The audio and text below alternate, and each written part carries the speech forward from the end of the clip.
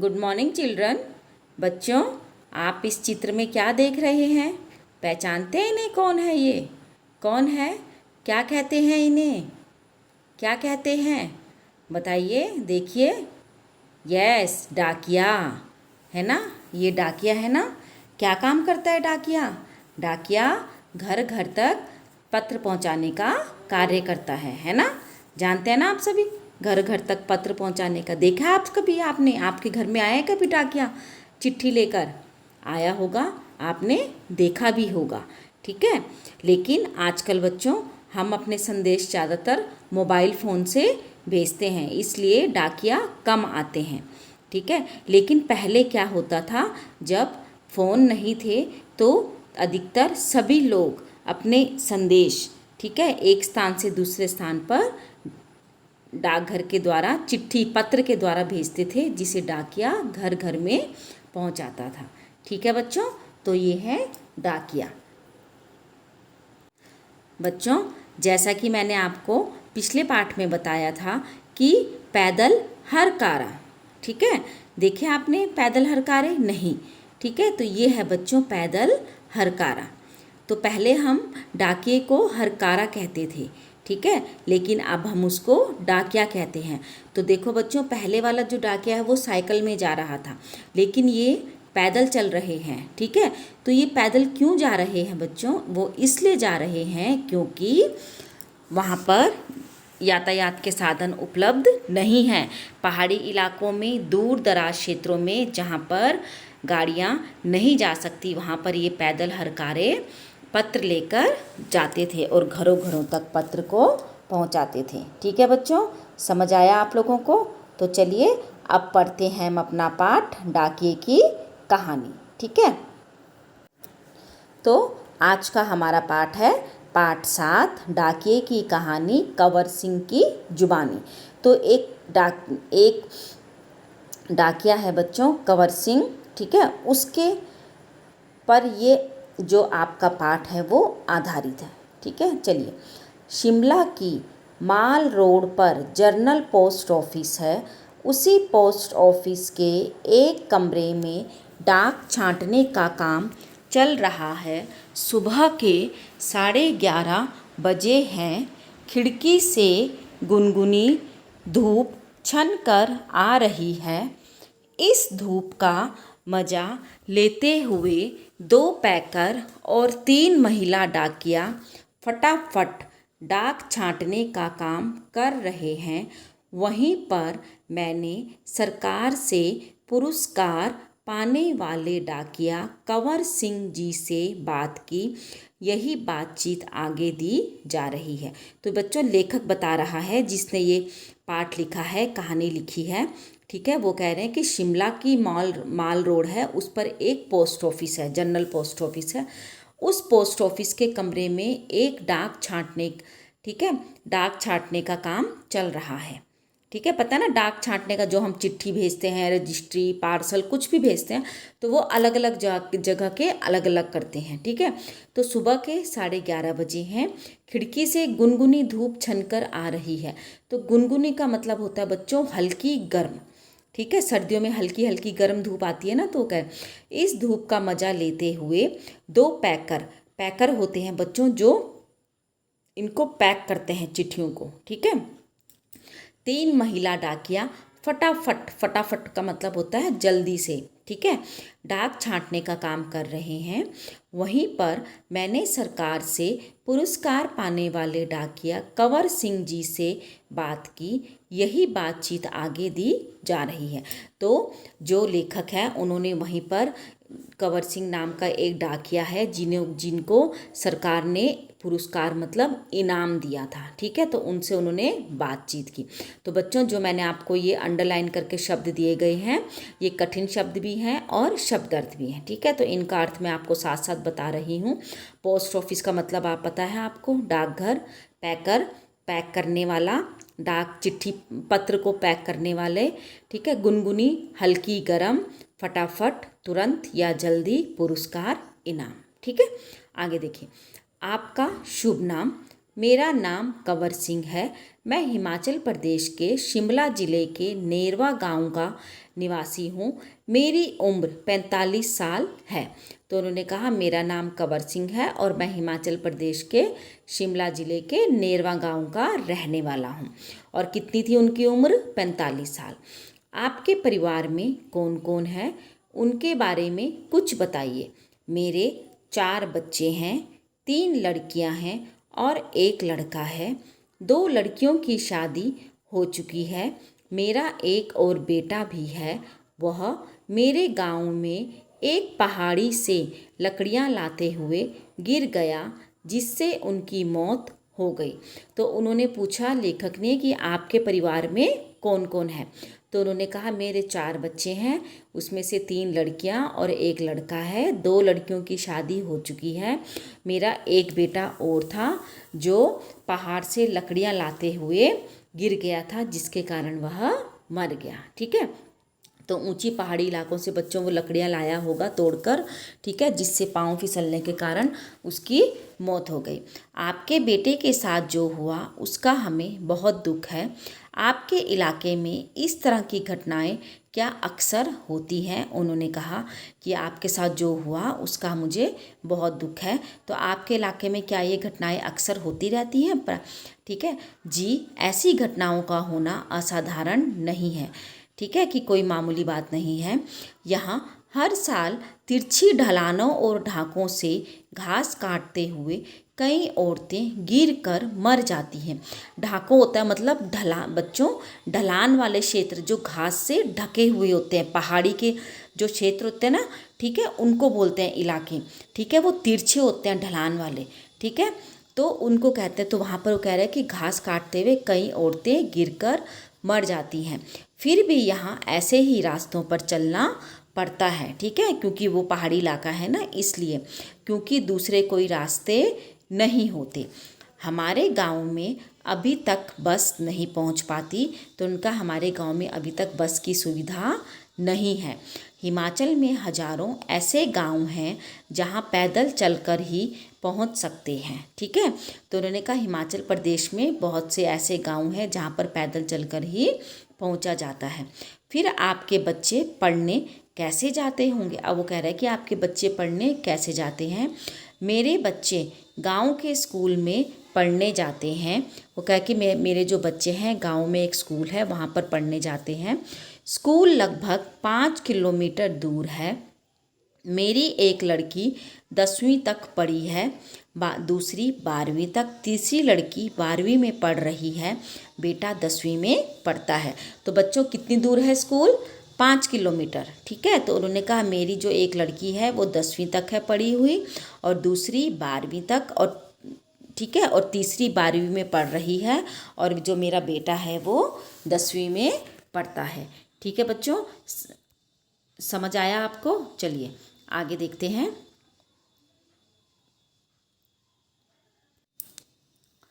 आप जहाँ काम करते हैं वहाँ आपके अलावा और कौन कौन है? क्या आपको डाकिया कहकर ही बुलाते हैं? तो अब लेखक ने कहा कि आप जहाँ काम करते हैं वहाँ पर आपके अलावा और कौन कौन काम करते हैं। ठीक है, तो क्या आपको वो डाकिया कहकर ही बुलाते हैं? बच्चों ये हैं कंवर सिंह। ठीक है, दिखाई दे रहे ना आपको कंवर सिंह, इनको कहते हैं, ये हैं कंवर सिंह। पहले मैं भारतीय डाक सेवा में ग्रामीण डाक सेवक था। ग्रामीण मतलब गांव का। ठीक है, तो वहाँ पर गांव का एक डाक सेवक था। गांव में एक जो डाकघर था वहाँ पर। अब मैं पैकर बन गया हूँ। पैकर मतलब जो चिट्ठियों को पैक करते हैं। ठीक है, पर हूँ वही नीली वर्दी वाला डाक सेवक। परंतु मेरी, वो कह रहा है कि मैं वही, परंतु फिर भी अभी मैं वही डाकघर में नीली वर्दी पहनकर काम करता हूँ। डाक सेवक को क्या क्या करना होता है? अब देखिए वो पूछ रहे हैं उनसे कि जो डाक सेवक है वो, ठीक है, क्या क्या करते हैं। मुझे बहुत कुछ करना होता है। चिट्ठियाँ, रजिस्ट्री पत्र, पार्सल, बिल, बूढ़े लोगों की पेंशन आदि छोड़ने गांव-गांव जाता हूँ। तो वो कह रहा है कि मैं बहुत कुछ काम करता हूँ। मैं चिट्ठियाँ, रजिस्ट्री, पार्सल, बिल, बूढ़े लोगों की पेंशन आदि छोड़ने गांव-गांव जाता हूँ। क्या यह सब अभी भी करना पड़ता है, क्योंकि अब तो सूचना और संदेश देने के बहुत से नए नए तरीके आ गए हैं। तो उन्होंने कहा कि क्या यह सब अभी भी करना पड़ रहा है, क्योंकि अब तो सूचना, ठीक है, और संदेश, ठीक है, सूचना मतलब खबर और संदेश देने के बहुत नए नए तरीके आ गए हैं। तो कौन कौन से तरीके आ गए हैं बच्चों, पता है ना आपको, जैसे मोबाइल फ़ोन, ईमेल वगैरह, है ना। तो अब वो क्या कह रहे हैं, शहरों में भले ही आज संदेश देने के कई साधन आ गए हैं, जैसे फ़ोन, मोबाइल, ईमेल वगैरह, लेकिन गांव में तो आज भी संदेश पहुंचाने का सबसे बड़ा जरिया डाक ही है।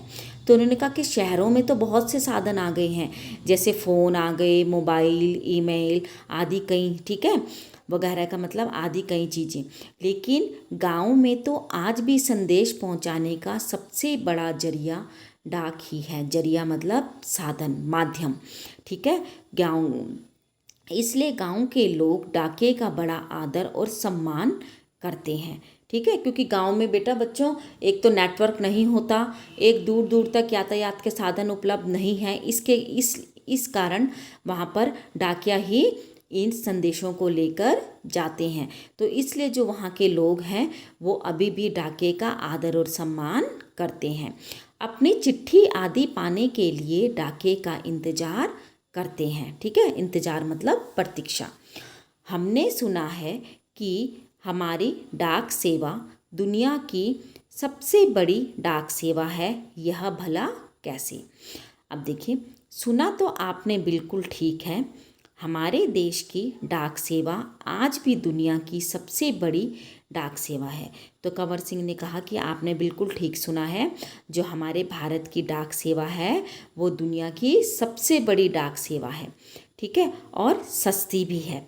केवल 5 रुपये में देश के किसी भी कोने में हम चिट्ठी भेज सकते हैं, ठीक है, 5 रुपये की टिकट लगाकर।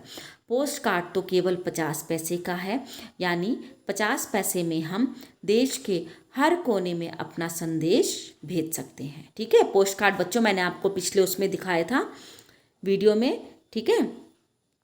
आपको अपनी नौकरी में मज़ा तो बहुत आता होगा।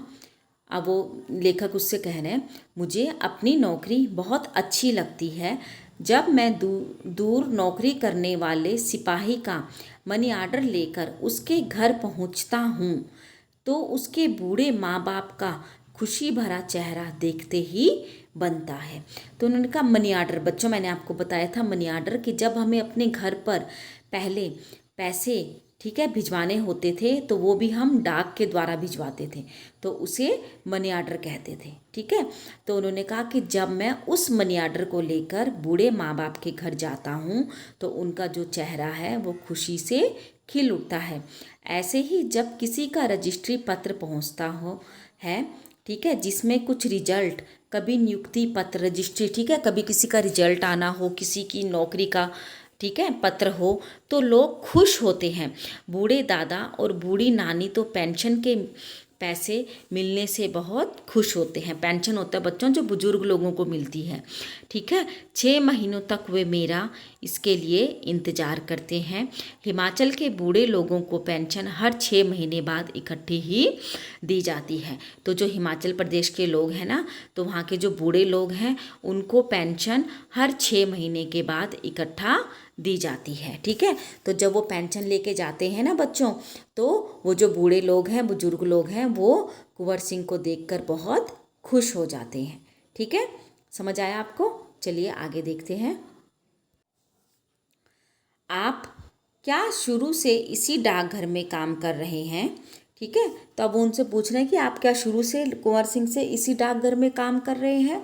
शुरू में तो मैंने लाहौल स्पीति ज़िले के किब्बर गांव में 3 साल तक नौकरी की, ठीक है। उन्होंने कहा कहाँ पर, लाहौल स्पीति ज़िले के किब्बर गांव में 3 साल तक नौकरी की। यह हिमाचल का सबसे ऊंचा गांव है। इसके बाद 5 साल तक इसी ज़िले के काजा में और 5 साल तक किन्नौर ज़िले में नौकरी की, ठीक है। उस वक्त इस ज़िले में टेलीफोन नहीं थे, तो वहाँ पर टेलीफोन भी नहीं थे। बसें भी सिर्फ मुख्यालय तक ही जाती थी, मतलब जो मेन एक उनका हेड ऑफिस होता था ना बच्चों, सिर्फ बस जहाँ पर सड़क होगी, ठीक है, वहाँ तक जाती थी। जो गाँव में छोटे छोटे पोस्ट ऑफिस थे ना, वहाँ तक डाकघर थे, वहाँ तक नहीं जाती थी। अभी भी कई ऐसे गाँव हैं जहाँ जहाँ ना तो बस जाती है और ना ही वहाँ टेलीफोन है, ठीक है। तो कह रहा कि अभी कुछ ऐसे गांव हैं जहाँ पर ना तो बसें जाती हैं और ना ही टेलीफोन। ऐसी जगह में ग्रामीण डाक सेवा का बहुत मान किया जाता है। मान मतलब सम्मान, ठीक है। आप पहाड़ी इलाके में रहते हैं, जाहिर है डाक पहुंचाना आसान काम तो नहीं होगा। उन्होंने कहा कि आप पहाड़ी इलाकों में रहते हैं तो ठीक है, जाहिर है कि वहाँ पे डाक पहुँचाना, ठीक है, ये डाक ले जाना आसान काम नहीं होगा। हाँ, मुश्किलें तो आती हैं, मुश्किलें मतलब कठिनाई। जब मैं किन्नर जिले के मुख्यालय रिकांगपिओ में नौकरी करता था तो सुबह 6 बजे मेरी ड्यूटी शुरू हो जाती थी। कितने बजे? 6 बजे। मैं 6 बजे सुबह शिमला जाने वाली बस में डाक का बोरा रखता था और रात को 8 बजे शिमला से आने वाली बस से डाक का बोरा उतारता था, ठीक है। पैकर को ये सब काम करने पड़ते हैं, ठीक है। किन्नौर और लाहौर स्फीति हिमाचल प्रदेश में बहुत ठंडे और ऊंचे ज़िले हैं, ठीक है। तो वो कहते थे कि मैं सुबह 6 बजे हिमाचल में जाने शिमला जाने वाली बस में जो डाक उसमें पैकिंग करके चिट्ठियाँ रखते थे ना, उसका बोरा रखता था और शाम को 8 बजे उतारता था, ठीक है। अब वो कह रहा है कि वहाँ पर बहुत ठंड होती है। इन ज़िलों में अप्रैल के महीने भी बर्फ़बारी होती है। बर्फ़ के चलते हुए पैरों को ठंड से बचाना पड़ता है, वरना स्नो बाइट हो जाता है। स्नो बाइट बच्चों एक बीमारी होती है जो बर्फ़ से ना पैर खराब हो जाते हैं, जिससे पैर नीले पड़ जाते हैं, उनमें गैंग्रीन हो जाता है, उंगलियां झड़ सकती हैं, ठीक है। जो पाँव हैं नीले हो जाते हैं, गैंग्रीन बीमारी होती है, तो जिससे जो उंगलियां हैं ना पाँव की बच्चों वो खराब हो जाती हैं, ठीक है। इन जिलों में मुझे एक घर से दूसरे घर तक डाक पहुंचाने के लिए लगभग 26 किलोमीटर रोजाना चलना पड़ता था, ठीक है। तो कितने किलोमीटर बच्चों? 26 किलोमीटर पैदल, वो भी। हिमाचल में एक गांव से दूसरे गांव की दूरी लगभग 4 या 5 किलोमीटर तक होती है। तो उन्होंने कहा हिमाचल के एक गांव में, ठीक है, जो दूरी है वो कितनी होती है? 4 से 5 किलोमीटर एक गांव के बीच में। हिमाचल के गांव छोटे छोटे होते हैं, एक गांव में बस 8 से 10 या कभी कभी 6-7 घर ही होते हैं, इसलिए चलना काफ़ी पड़ता है। तो जो घर हैं बच्चों वो दूर दूर होते हैं। चलना तो खैर हमारी आदत में ही शामिल हो चुका है। ग्रामीण डाकिये की ज़िंदगी में तो चलना ही चलना है, ठीक है। ग्रामीण मतलब बच्चों कह रहे हैं कि जिनकी गांव में ड्यूटी होती है उनके ज़िंदगी में तो पैदल ही चलना होता है, ठीक है। आगे देखिए, आपने बताया था कि पहले आप डाक सेवक थे, अब पैकर हैं। इसके आगे भी कोई प्रमोशन है या क्या? नहीं, प्रमोशन होता है बच्चों तरक्की होना, ठीक है। आगे आगे पोस्ट बढ़ती रहती है। तो वो पहले डाक सेवक थे, डाकिया थे, उसके बाद वो पैकर बन गए। उन्होंने कहा कि अब आपको इससे आगे प्रमोशन मिला, पैकर के बाद डाकिया बन सकते हैं, बस एक इम्तिहान पास करना पड़ता है। इम्तिहान का मतलब होता है बच्चों परीक्षा, ठीक है। अभी तो काम के हिसाब से हमारा वेतन काफ़ी कम है। अब वो कह रहे हैं कि अभी हम जितना काम करते हैं ना, तो उसके हिसाब से जो हमारा वेतन है ना वो बहुत कम है, ठीक है। जो हमें तनख्वाह मिलती है ना वो बहुत कम मिलती है। सारा दिन कुर्सी पर बैठकर काम करने वाले बाबू का वेतन कहीं ज़्यादा होता है। वो कह रहे हैं कि सारा दिन जो कुर्सी पर काम करने वाले बाबू होते हैं ना, क्लर्क, उनका वेतन ज़्यादा होता है। पैकर का वेतन बाबू के जितना ही हो जाता है।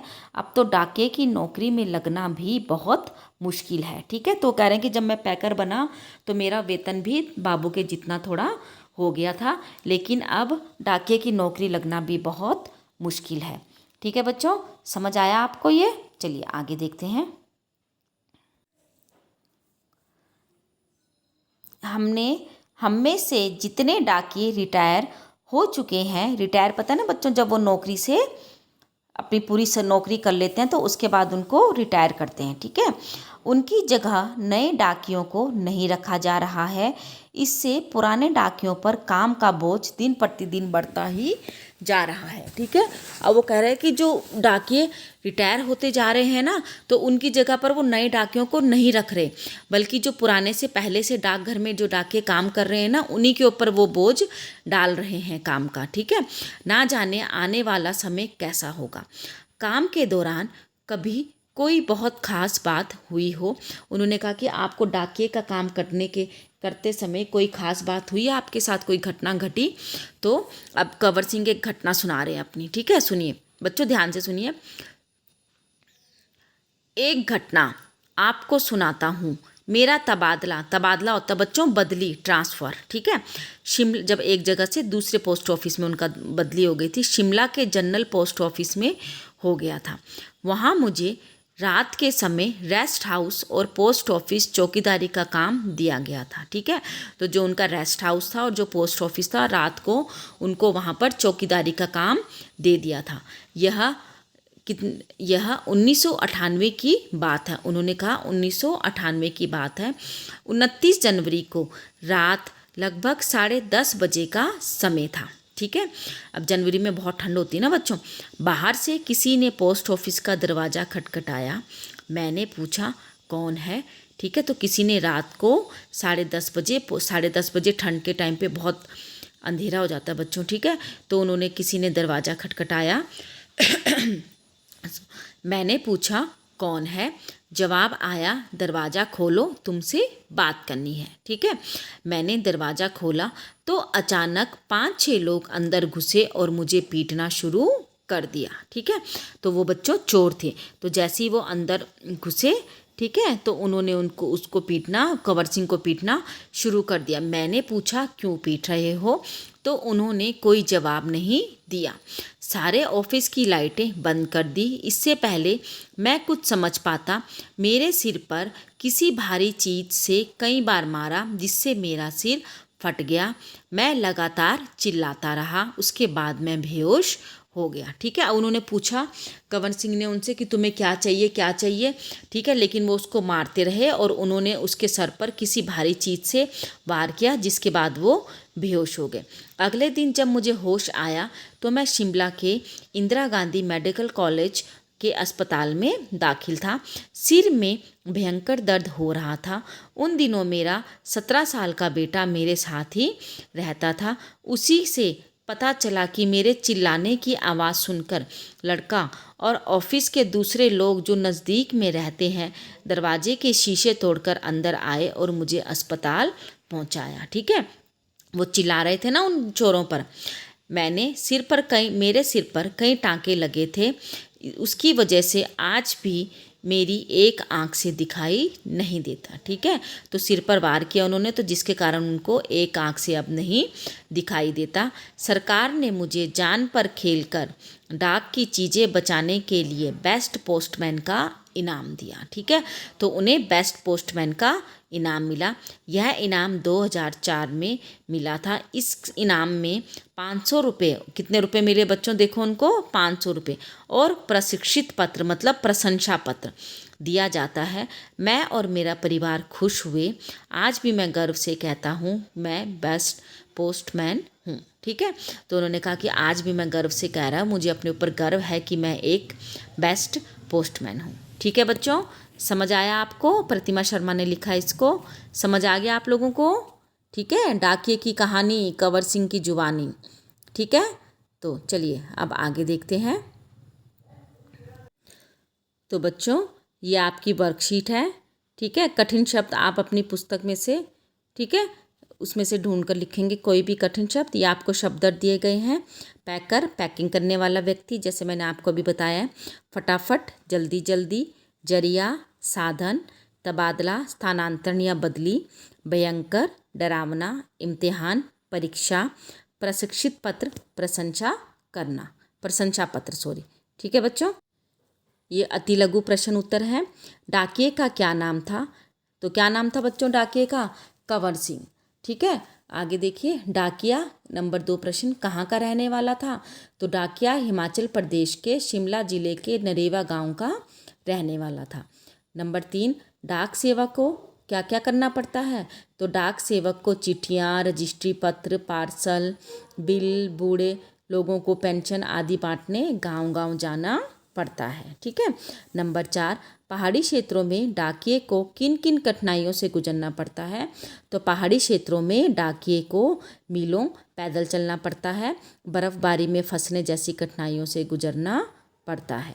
ठीक है बच्चों। अब देखिए, दिए गए गद्यांश को आप इसको ध्यान से देखिए, ध्यानपूर्वक पढ़कर प्रश्नों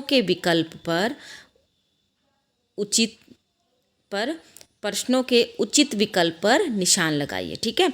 अब गद्यांश देखिए। सबसे पहले बच्चों, जब भी आप गद्यांश पढ़ते हैं, आपको गद्यांश दिया जाता है, तो आप सबसे पहले उस गद्यांश को ध्यान से पढ़िए। ठीक है। तो देखिए, मनुष्य का अपने कर्म पर अधिकार है, वह कर्म के अनुसार फल प्राप्त करता है, अच्छे कर्म से फल भी अच्छा मिलता है। कर्म मतलब बच्चों जो हम काम करते हैं, ठीक है, जो हम जिस भावना से हम उस काम को करेंगे। अगर हमारे मन में बुरी भावना से हम उस काम को कर रहे हैं, उससे किसी का बुरा होता है, तो हमें भी उसका बुरा परिणाम ही मिलता है। ठीक है। बुरे कर्म का परिणाम बुरा ही होता है। कर्म करना बीज बोने के समान है, जैसा बीज होता है वैसा ही पेड़ और वैसे ही फल होते हैं। ठीक है। तो जो कर्म करना है वो एक बीज बोने के समान होता है। एक कहावत है, बोया पेड़ बबूल का तो आम कहाँ से खाए, कि अगर बबूल का पेड़ बोएंगे तो उसमें आम तो नहीं लगेंगे ना।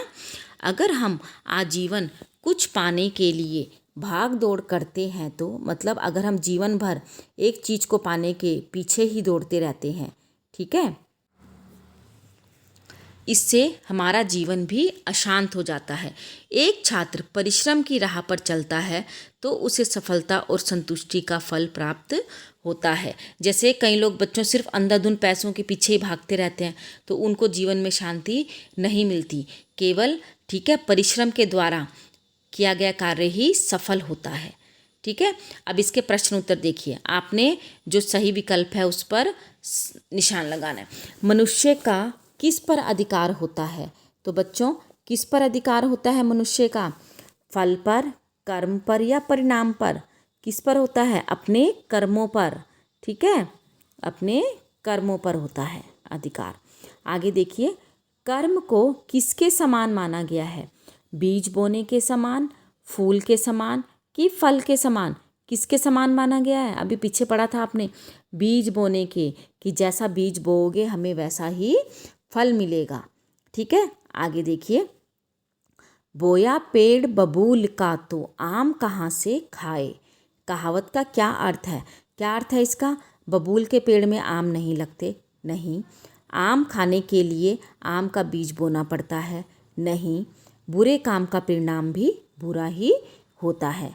ठीक है। तो बबूल में बच्चों कांटे होते हैं ना, तो वो कह रहे कि अगर उसका पेड़ बोओगे तो हमें कोई मीठा फल थोड़ा ना मिलेगा, उसमें बबूल ही तो मिलेगा, कड़वा।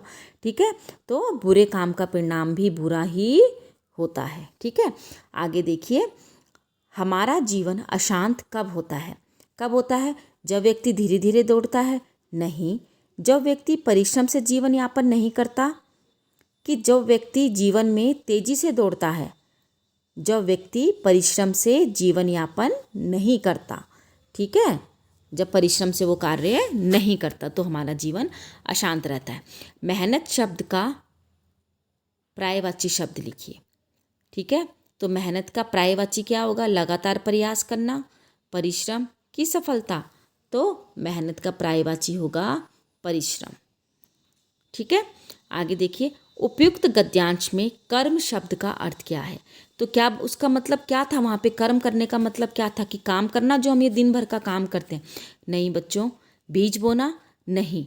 अच्छा आचरण करना, मतलब हमारा जो आचरण है वो, जिस काम को हम कर रहे हैं वो अच्छे ढंग से होना चाहिए, अच्छे तन मन, ठीक है, अच्छे विचारों से होना चाहिए, अच्छा आचरण होना चाहिए हमारा, तभी हमारा वो जो काम है अच्छा होगा।